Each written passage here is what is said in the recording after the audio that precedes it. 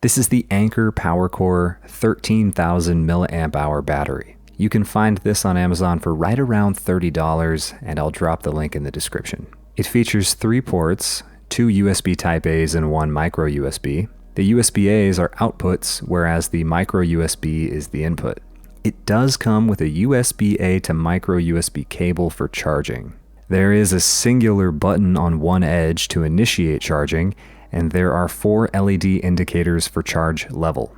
The dimensions are 3.8 by 3.1 by 0.9 inches, and its advertised weight is 9 ounces. The electrical ratings are 5 volts by 2 amps on the micro USB input, and 5 volts by 3 amps on the USB-A outputs. Okay, so should you buy? I have to say I really like this little guy. The main use case for me is charging my iPhone 14 Pro. That model iPhone has a 3200 milliamp hour battery capacity, which should therefore correspond to 4 full charges from the Anker battery. There are obviously a lot of variables at play there, and the charge times will vary as well in relation to the charge levels of both the iPhone and the Anker power bank. But in my experience, it is safe to say you will get at least multiple full charges of an iPhone 14 Pro. Whether or not you're able to practically squeeze out 4 before recharging the power bank is something I can't promise and haven't rigorously tested. But maybe that's good enough, because in every scenario for me, multiple full charges will always carry me far enough to be able to recharge the power bank itself. And that's a good segue into my next point. I specifically bought this battery as a tool for backpacking trips.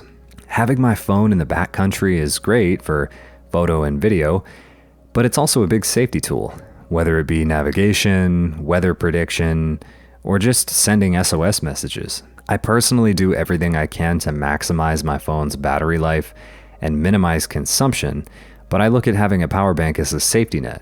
I'll always have the phone on low power mode and airplane mode with no apps running if I need it on for some reason, and on top of that, I simply try to keep the phone off whenever I'm not using it. With all that being said, I wanted a battery that was efficient in terms of size and weight, but also electrical capacity. And I do think that getting 13,000 milliamp hours from this package is a great deal. It fits into my trinket bag or ditty bag, whatever you want to call it, and I can stomach 9 ounces. While it certainly is heavy as far as ultralight backpacking and backpackers may be concerned, I simply consider it an essential tool, and this is pretty much as light as these power banks get. On top of the weight, I have noticed the weight distribution seems a bit asymmetrical. For some reason, one half or even just one corner is heavier than the rest, and I think that's likely due to the placement of the battery cells inside. It's not a functional problem in any way, it's just a bit odd ergonomically and something I notice when holding it. Related to that, it does feel like a good amount of the power bank is hollow inside. You can tell partly because of the weight, as I described, but also by squeezing and tapping the exterior. It doesn't feel cheap per se, but I do think if I stepped on it with my full body weight, I might actually damage it. So don't go chucking it off a cliff or anything. For charging times, I can't tell you exactly, as I haven't measured, but I can guess based on the given ratings. They claim an input port current limit of 2 amps. If that's true, then at maximum current, it should take 6.5 hours to reach full capacity from 0. That's obviously a highly linearized and simplified guess, but it's something. And that more or less lines up with my experience. I mean, for sure, if you plug it in while you sleep, it's definitely going to be done when you wake up.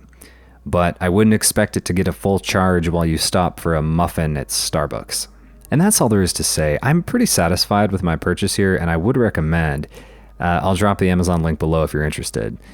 Like and comment with any questions. I'm more than happy to help. I'm sure I missed something as always. So let me know if I can improve these videos in any way, and I appreciate your support. If you want to support the channel, you should subscribe. I'm trying to get to 1,000. I appreciate every one of you. Thanks for watching, and have a fantastic day.